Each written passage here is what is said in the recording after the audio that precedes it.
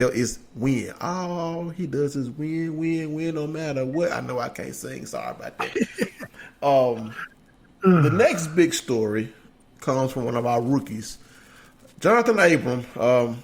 They say that he has a torn labrum or rotator cuff. He's going to get a second opinion. He had a pretty good game. Had 5 total tackles. Was very, very aggressive. Gruden said that Abram was aggressive and a little reckless. He ended up hurting Garrett Connolly, but I'm hoping Abram can, get a second opinion that he won't be out for this season. If he goes on injured reserve, he can come back, I think, in week 11. Just feel for Jonathan Abram as he's worked very hard to get to the NFL.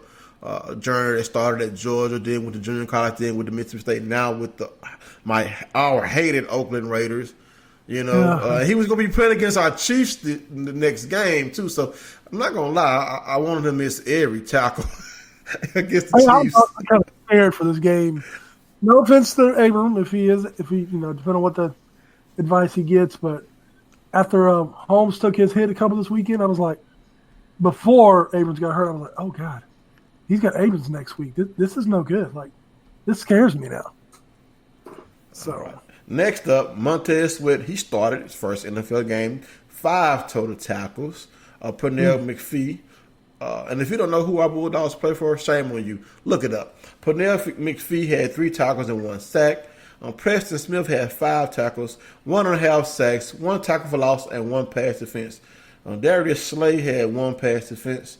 Bernard McKinney had 6 tackles, 1 tackle for loss, and 1 forced fumble. Danico Autry had 4 tackles, a half a sack. Chris Jones, 1 tackle. Fletcher Cox, 2 tackles, 1 tackle for loss. KJ Wright, 5 tackles, and a half tackle for loss. Up next, a Big T update, man. I'm a women's basketball junkie, so we got to talk about Big T. Big T has been improving every game as her journey to become a professional basketball player has become a success. They've won their last 2 games. In those 2 games, Big T has scored 17 points, grabbed 9 rebounds, 1 block, and a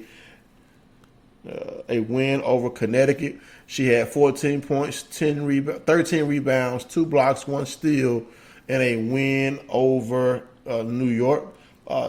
In a loss to Minnesota, she had 12 points and 11 rebounds, and a loss to Los Angeles, she had 24 points and 10 rebounds.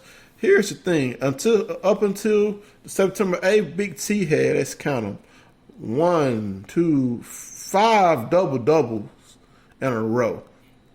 Go on, Big T, with your bad self. Just wait till Queen Victoria come back. That's going to be a Bulldog tournament in Indiana, man. I might have to get to a couple of games. Can't wait, man. They're playing this next year. They're actually playing the next 3 years in Butler's home stadium, or what do you want to call it? The Coliseum, where they're renovating the Indiana Pacers field house. So Stubbs, go ahead and give us a soccer update. Soccer update. So actually, let me go back to Big T just for a little minute. Okay.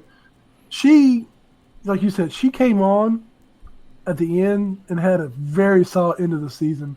If she could have played like that, and they would have gave her enough playing time like that, of course I know it's all the learning curve when you get to the next level and stuff like that. But if she could have played like that at the beginning of the season, the Fever might have made the playoffs.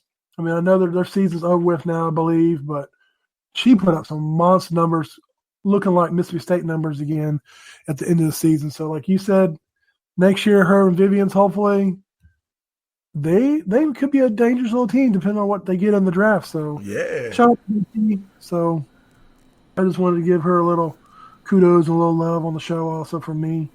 Like I said, I just became a women's basketball fan about 5 years ago. So I've been a women's basketball fan forever. Back to the days of Toya Thomas. Man, I mean, I watched Toya play all through high school, so I've been watching her dominate. Then you had the Toya and Tan connection. I mean, I was fan before Toya got the sorority sister medal, Overstreet. I've just been a women's basketball fan ever since I can remember.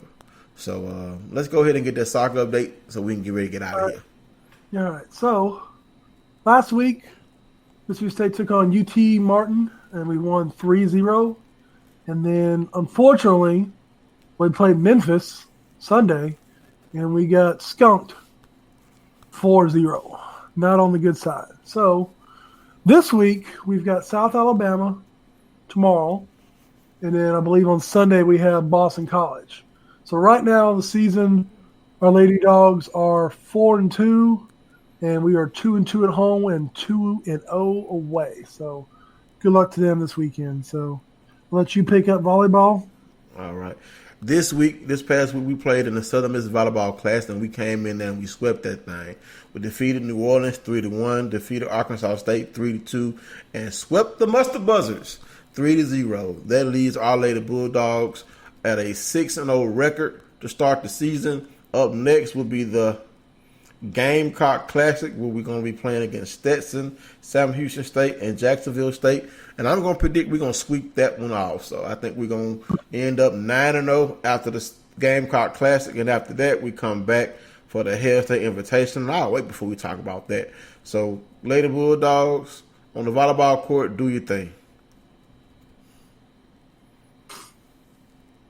All right. So for our last topic for the night, first of all, I just want to say, if you're listening to the show and you like the show, you're on iTunes, please give us a review of 5 stars, and we'd love to read your comments. Again, if you're listening on iTunes, please give us, please give, I don't want to beg too much, but please give us a 5-star, shoot us up the ranks, give us a comment.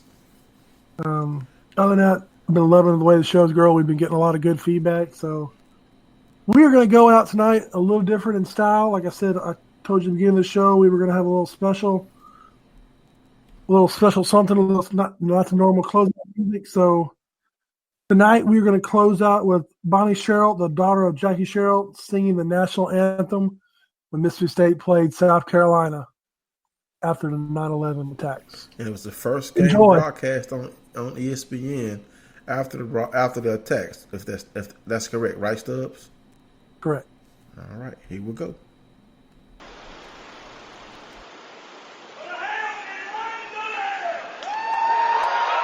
And now the playing of our national anthem. Oh, say can you see by the dawn's early light what so proudly we hailed at the twilight's last gleaming, whose broad stripes and bright stars